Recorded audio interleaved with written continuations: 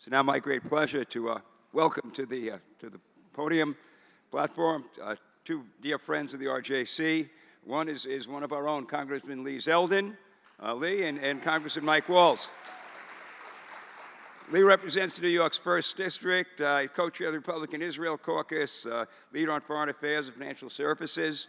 And Lee, I think they're joining us. And then Mike Waltz, 2nd term, representing Florida's 6th District. He is the first Green Beret ever elected to serve in Congress after 24 years of Army service.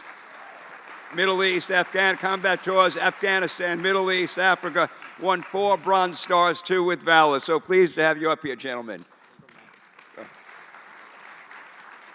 And let me note, there was just a reference that was made about a letter that was signed by 200 Republican colleagues opposing the Bush administration plan for putting a consulate of Palestinians in Jerusalem. Lee Zeldin led that charge. Let's start this right off, Lee. Talk to us about that. Tell us what's happening and where it's going to go. Well, it's great to be with everybody, with my colleague, Mike, Senator. We have so much respect for you, and what a great turnout here for this event. Right now, the Biden administration is pushing to bring back the Consul General's office inside of Jerusalem. The Palestinian Authority are stating that the reason why they want to get this done is to divide Jerusalem. That is their intent of wanting the Consul General to be established again. We had the Deputy Secretary in front of the House Foreign Affairs Committee this week, and I was asking him questions. At first, he says, I'm not really involved in that policy. And then I started asking more questions, and he then admits that he's directly involved in this policy and the siting. They want to put the consulate on the Western Jerusalem. So as far as the siting of it, not logical. We had over 200 House Republicans sign on to a letter. Several more have signed on since that letter first went out. And a big shout out to David Milstein, who is here. I don't know if you all know David. I get the credit because I led the letter, and Mike was championing it, and we had great support from all throughout the House. But no one is doing more outside of Congress pushing this issue than David is. The RJC did they were a huge help in getting members to sign on, ZOA and others. So very grateful for that. We need to keep pushing. We need to be on offense. We need to make sure that this administration isn't able to just do it in the dead of night without accountability. And with there being now almost half of the House sign on to this letter and more senators signing on and legislation to come, there are a bunch of congressional Democrats who are saying, hey, we don't want this either. Well, then it's time for you to start speaking up, go on offense, mobilize your fellow Democrats, because when you're silent, you end up empowering it, elevating, embracing it. If you have a problem with Tlaib and Omar and the others that are pushing their narrative, anti-Israel, pro-Palestinian, well then, this shouldn't be just a text that you're sending me. Speak up, stand up, mobilize your fellow members of Congress, because we would have a large majority, and that would send a huge message to President Biden and the administration on not just the consulate, but many other issues. But thank you to all of you for your help with it. We got to stay on offense. Congressman Waltz, you serve on the House Armed Services Committee. House committees have oversight responsibilities.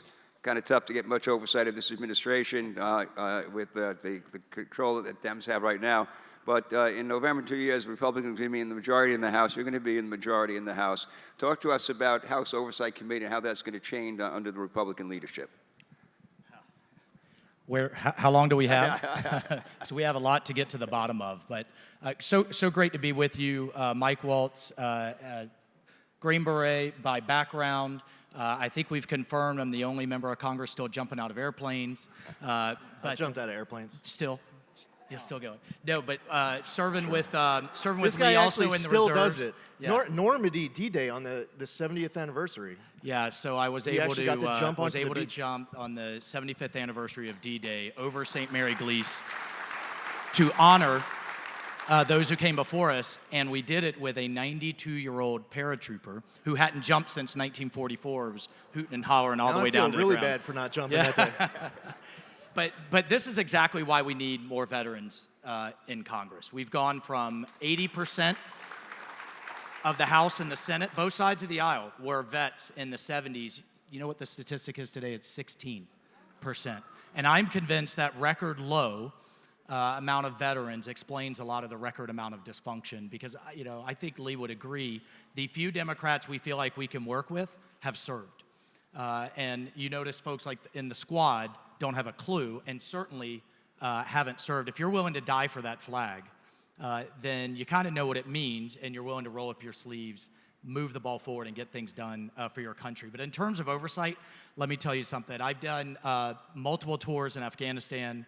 I had to lead the search. Do you remember the traitor, Bo Bergdahl? I had to lead the search for that little son of a gun.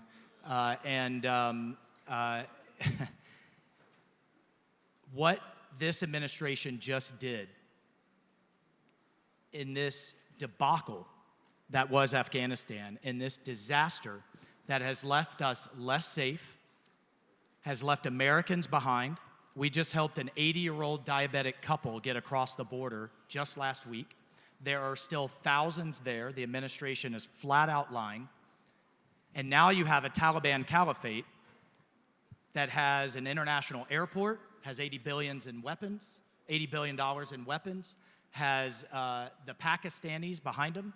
You have now an axis of terror between Hamas, Iran, the Taliban caliphate, the ISIS caliphate, if the administration lets them come back, and Pakistan on steroids. And the message across the Middle East was jihad is won and America and the West has lost. And what has me so upset, and what we're going to get to the bottom of how this happened, is future American soldiers are going to have to go back to deal with this. Just like we had to go back when they yanked out of Iran, the same Biden crowd yanked out of Iraq, and we had the rise of the ISIS caliphate and attacks all over the West. We will see the same again. But this time, we have no bases to deal with it. We have none. In Iraq, we had Turkey, we had Jordan, we had the Gulf states, we had the Kurds. In Afghanistan, we have nothing. Our local allies are being hunted down as we speak. As we speak, they are being massacred. And you have all of those things behind them. So first things first for me is getting the bottom of this Afghanistan debacle. And the second thing is Hunter Biden's investments into China. He is an equity holder as we speak in blacklisted firms, and they're blacklisted from trying to steal American technology. So those are the top two amongst many on my list. And he's selling paintings for more than Picasso. Well, and there's that. There's a couple that I'm going to follow. I'm going to get to China in a second, but I still want to follow up on Afghanistan. The humiliation, the incompetence was obviously seen by Americans, and I think that's in part Tuesday was in part a reaction to that. But it also was seen in Tehran. It was also seen in Baghdad. It was also seen in Riyadh and Abu Dhabi. Talk to me about the rest of the region. You're on foreign relations. Give me a sense of how this has impacted America's standing in the world and what consequences that will have for us as we move down the road. I believe in American exceptionalism. I believe it's nothing to apologize for. President Biden just this week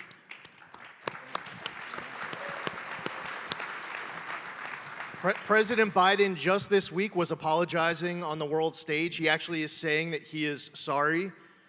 When you become the commander-in-chief, the leader of the free world, the president of the United States, you're not in that position because you are that great.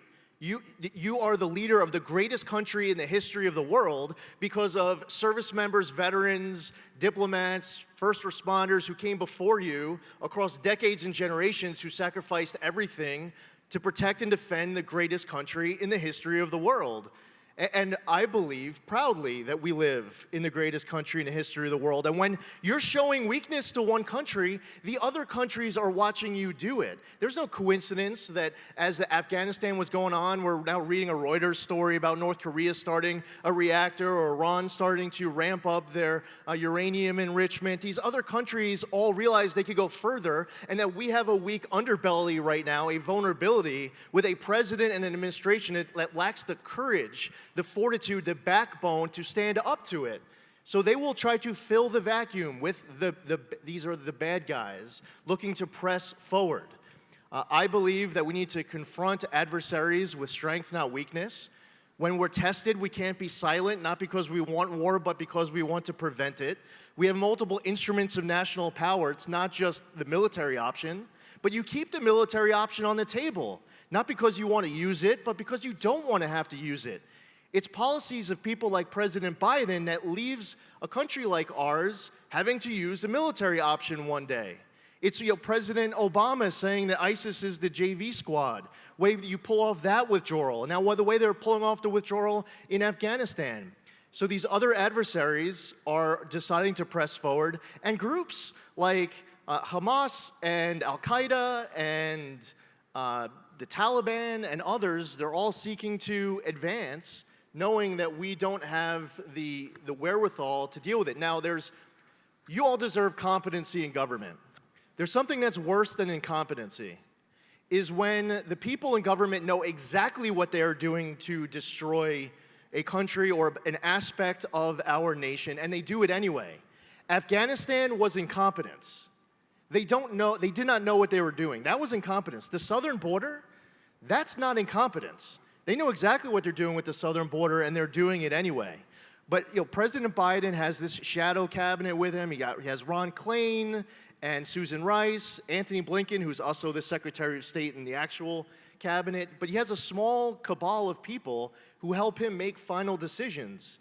And they did not know how to pull off a planning and execution of this withdrawal. And unfortunately, 13 Blue Star families become Gold Star families. You know what? And I'll say it. And who knows, maybe it's not a unanimous crowd on it, but gosh, I wish that we had President Trump dealing with this reality on the ground in Afghanistan, and Mike Pompeo and that team, because this would not have happened. This would not have happened.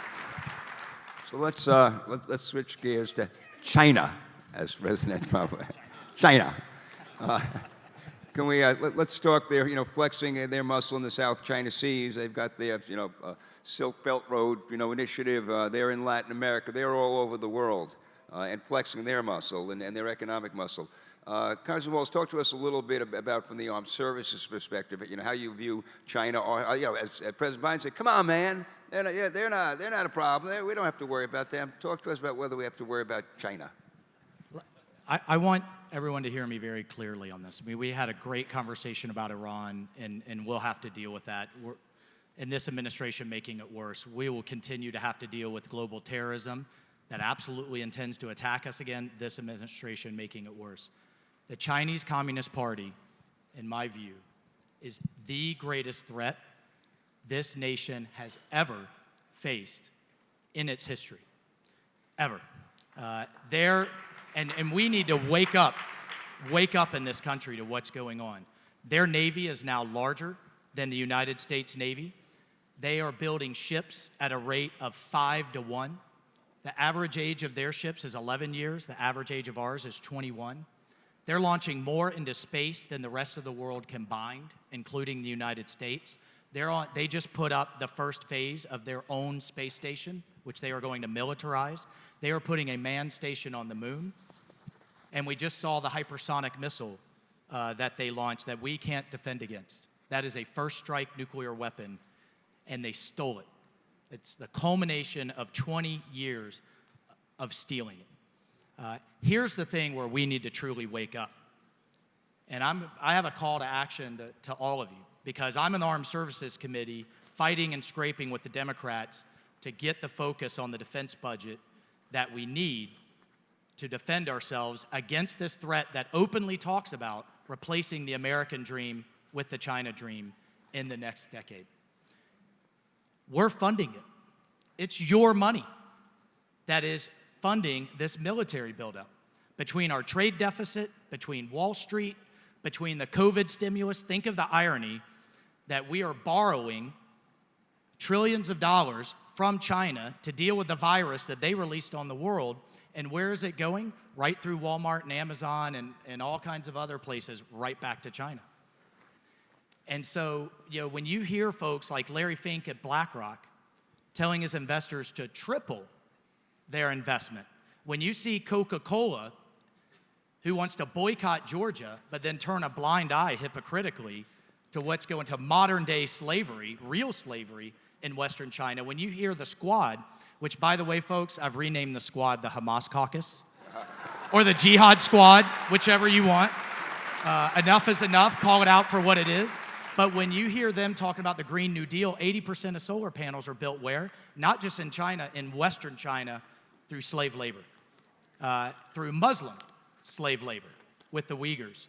So, every time, here's my call to action. I've talked to my financial advisor and said, divest of all of those stocks. All of those hypocrites, all of those Chinese stocks, I'm out. I'm done. Not my dollar's not going over there. And the other piece, and this is hard because we've become so dependent, but when you pick something up and it says made in China, please put it down. Put it down.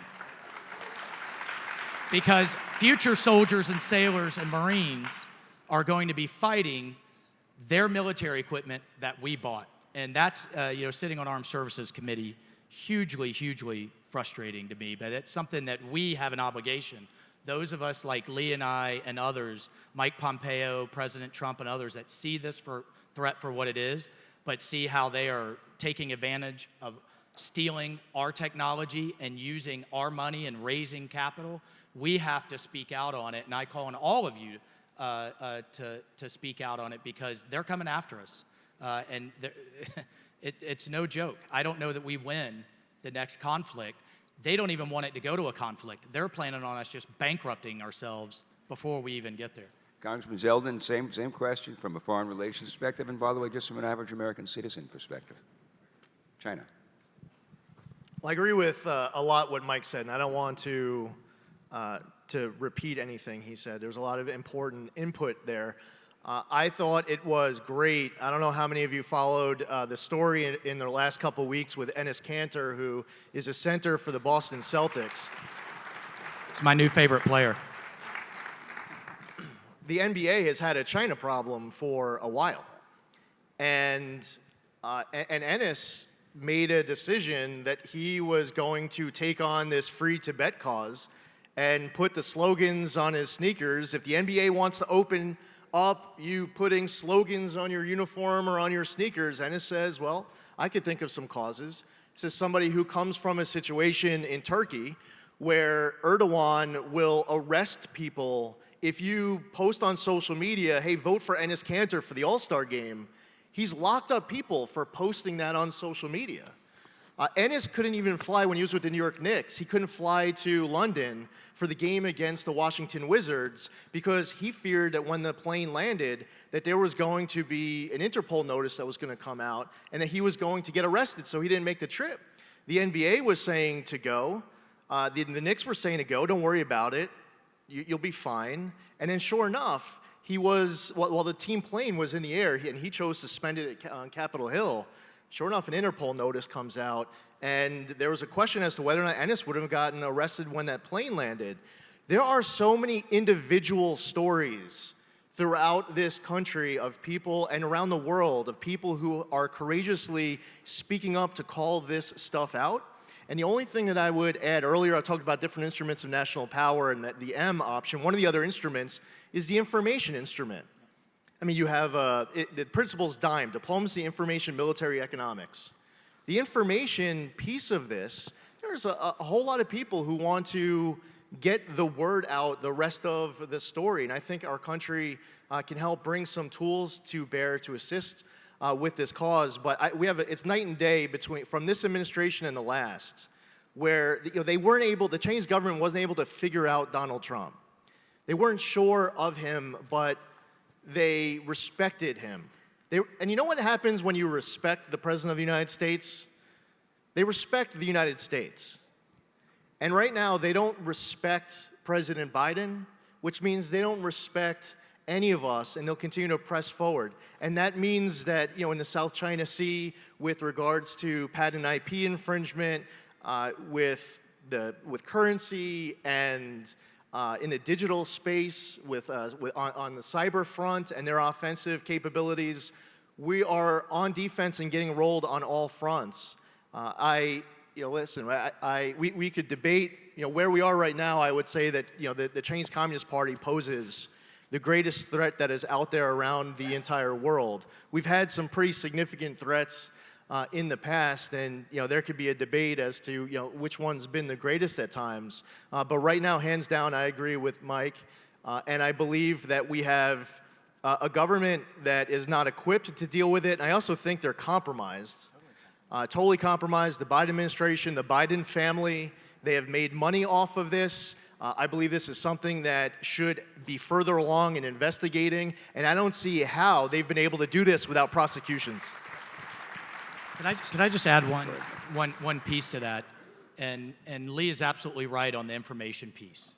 That is where the Chinese Communist Party are making the most grounds, and they are about to get a massive international platform for their propaganda in the Beijing Olympics in just a few months in February of 2022. I've called it the Genocide Olympics because that's what it is. Called for a boycott of the Olympics. Dictators love Olympics. We all know what happened after 1936 with the Nazis. A lot of people don't fully realize that Putin invaded the Ukraine just months after the Sochi Olympics. And I truly fear for Taiwan in the wake of these Olympics, because essentially what the entire world is going to do is go fly their flags into Beijing and turn a blind eye to the stamping out of freedom in Hong Kong, to 1 million people in concentration camps, to aggression across the South China Sea, to the abuses and genocide that's been happening in Tibet. And there will be all kinds of woke American corporations making billions that, again, want to preach social justice here, but turn a blind eye over there. So, folks, we have to make a stand, and we have to make it with our wallets. So in the few minutes we have left, I'm going to turn to Congressman Waltz for a question, and the league. I'm going to have you close us out. This is a national security panel, and we've talked about China, we've talked about the Middle East, talked about Afghanistan. Domestic policy, also national security. Debt is a national security issue. Democrats are spending money, what do they say, like drunken sailors. I mean, trillions as if it's nothing. Do we have to wait for Republicans to take back the House in 2022 in order to kind of have an impact on their efforts to kind of reshape America as we know it? What can be done? Anything can be done right now, or simply we got to like kind of gird ourselves up and make sure that we win big in 2022? Well, the first thing we have to do is to stop this massive socialist spending bill. And I'll be candid. Lee and I were just talking about, I'm so disappointed in 13 of our colleagues that just enabled it. Look, this is a massive bill that they split into two parts to make it more palatable. So that's first things first. The true thing that's going to arrest our out-of-control debt is entitlement reform. I know that's not a popular thing to say, but it's 70% of our budget that we can't touch and is out of control. But the thing, back to the national security piece, as I said, the Chinese aren't waiting. They don't see victory as World War III, this massive conflict. If you understand the game of Go and surrounding your enemies and forcing a fait accompli, they're waiting for us to bankrupt ourselves. And right now, the left has their foot on the gas and driving us right off that fiscal cliff. So then we can't afford to compete plane to plane, ship to ship, and all of those other pieces. And that's what it's at stake. And Lee, as you answer this question, the last 2 minutes, I want you to add one little kicker. I want you to tell us what we can do to make sure that you're elected the next governor of the state of New York. Hey.